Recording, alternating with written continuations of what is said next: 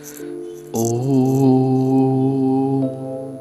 अज्ञानतिमिरान्धस्य ज्ञानाञ्जनशलाकया चक्षुरुन्मीलितं येन तस्मै श्रीगुरुवे नमः।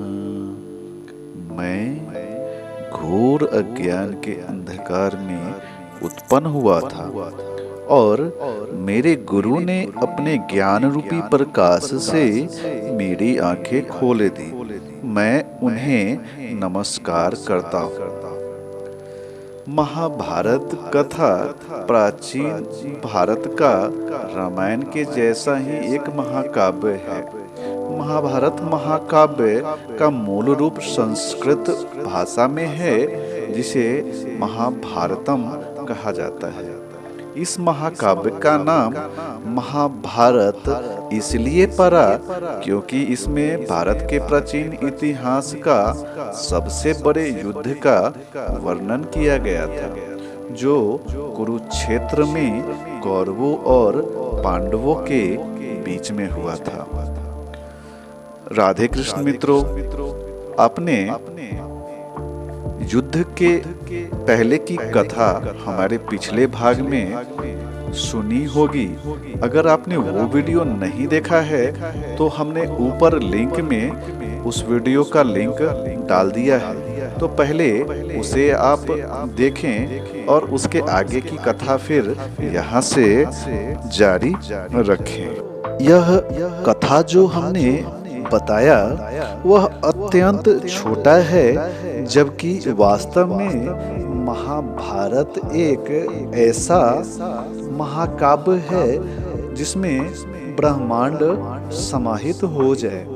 यह हिंदू धर्म का एक धार्मिक ग्रंथ है, जिसमें जिस समय इसे लिखा गया था उसमें 1,00,000 श्लोकों में पूरी कथा वर्णित है और इसमें प्रत्येक घटनाक्रम और महापुरुष की अपनी एक विशेष कहानी है। इसमें आपकी जिज्ञासा और अपने संस्कृति को जानने की उत्सुकता को देखकर हमें अब थोड़ा थोड़ा करके विस्तार से बता रहे हैं। तो एक बार पुनः हम समय को पीछे ले जा सकते हैं। वास्तव में समय को तो पीछे नहीं ले जाया जा सकता है, लेकिन हम इस कहानी के पिछले समय में जाते हैं। इसमें हम बताएंगे चंद्रवंश से कुरुवंश की उत्पत्ति। पुराणों के अनुसार ब्रह्मा जी से अत्रि, अत्रि से चंद्रमा और चंद्रमा से बुध और बुध से इलानंदन पुरवा का जन्म हुआ। पुरवा से आयु, आयु से राजा नहुस और नहुस से ययाति उत्पन्न हुए। ययाति से पुरु और पुरु के वंश में भरत और भरत के कुल में राजा कुरु हुए। कुरु वंश में शांतनु महाराज का जन्म हुआ। शांतनु से गंगानंदन भीष्म उत्पन्न हुए। इस महागाथा के महत्वपूर्ण पात्रों में से एक भीष्म पितामह के जीवन से जुड़ी कथा को जानेंगे, क्योंकि यह कथा बड़ी दिलचस्प है और इसे आपको निश्चय ही जानना चाहिए। राजा शांतनु को देव नदी गंगा से प्रेम हो गया था। राजा ने गंगा नदी से विवाह करने की अपनी इच्छा जताई। इसके पश्चात गंगा ने राजा शांतनु के समक्ष एक शर्त रखी कि मैं आपसे उसी शर्त के अनुसार विवाह करूंगी जब आप मुझे मेरे जीवन जीने की स्वतंत्रता देंगे और किसी बात के लिए आप मुझे रोकेंगे नहीं। जब आप मुझे यह वचन देंगे इस शर्त को मानकर तभी मैं आपके साथ विवाह कर पाऊंगी। चूंकि महाराज शांतनु गंगा से बेहद प्रेम करते थे, इसीलिए उन्होंने गंगा की यह शर्त मान ली। उसके पश्चात दोनों का विवाह संपन्न हुआ। विवाहों उपरांत समय व्यतीत होता गया और गंगा ने एक एक कर कई पुत्रों को जन्म दिया। पर यह क्या, गंगा अपने पुत्र को जन्म देती और जन्म के तुरंत पश्चात अपने पुत्रों को वह नदी में बहा देती थी। इस प्रकार उसने अपने एक एक पुत्रों को करके 7 पुत्रों को नदी में प्रवाहित कर दिया था।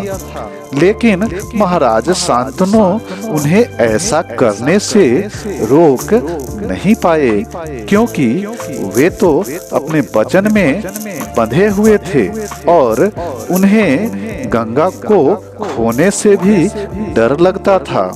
जब वह 8वीं संतान को भी गंगा नदी में बहाने के लिए ले जा रहे थे, तो यह देखकर महाराज शांतनु के शब्द का बांध टूट गया।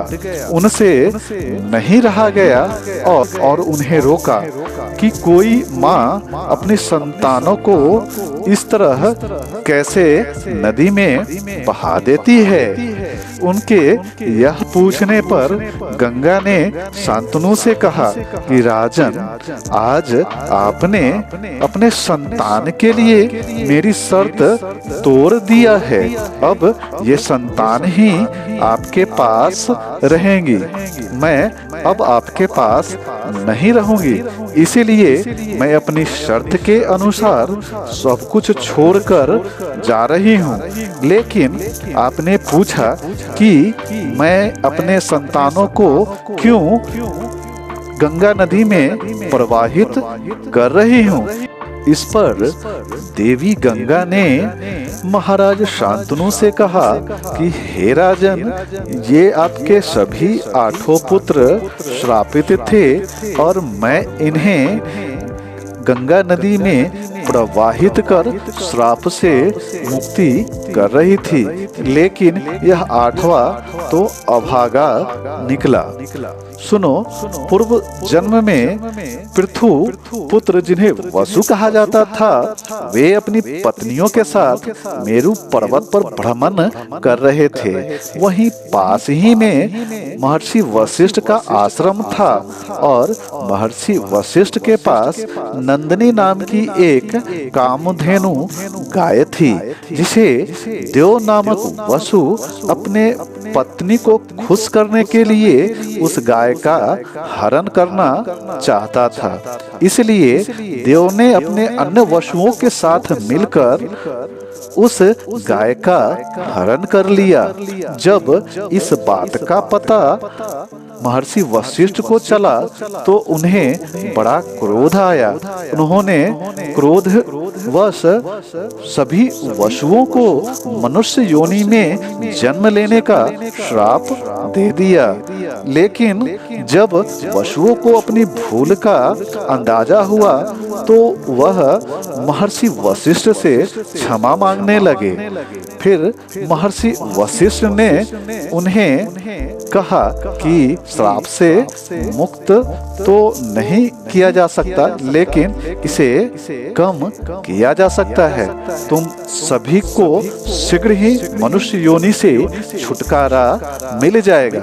लेकिन इस देव नामक वसु को अपने कर्म के फल तो बहुत दिनों तक पृथ्वी पर भोगने पड़ेंगे। इस शाप की बात जब वसुओं ने माँ गंगा को बताई तो गंगा ने कहा कि मैं तुम सभी को अपने गर्भ में धारण करूंगी तथा तत्काल ही तुम्हें मनुष्य योनि से मुक्त कर दूंगी। इसीलिए गंगा ने अपने वचन के अनुसार ऐसा ही किया। हे राजन, आपका यह 8वां पुत्र देवव्रत के नाम से जाना जाएगा और मैं इसे अच्छी शिक्षा के लिए कुछ सालों के लिए अपने साथ में लेकर जा रही हूँ और जब यह लौटेगा तब एक महान योद्धा के साथ साथ धर्मज्ञ बन चुका होगा। उसके पश्चात माँ गंगा वहां से अंतर ध्यान हो गई। तो अब लेते हैं यहीं पे अल्प विराम और अगले वीडियो में आप जानेंगे कि देवव्रत शिक्षा दीक्षा से लौटने के पश्चात उन्हें भीष्म के नाम से क्यों जाने लगा और साथ ही जानेंगे धृतराष्ट्र और पांडु की कथा। तो दोस्तों, यह कथा उपयोगी लगी होगी, प्रेरक लगी होगी और आपके जीवन में जीवन मूल्यों और संस्कारों को स्थापित करने में सहयोगी लगी होगी, ऐसी हमें उम्मीद है। तो अगर यह कथा आपको अच्छी लगी है तो इसे अपने दोस्तों के साथ साझा करें और हमारा मनोबल बढ़ाने के लिए हमारे इस वीडियो को लाइक करें और सब्सक्राइब कर बेल घंटी को बजा दें। तो लेते हैं एक अल्प विराम और मिलते हैं फिर एक नए वीडियो के साथ। तब तक के लिए दीजिए इजाजत। राधे कृष्ण।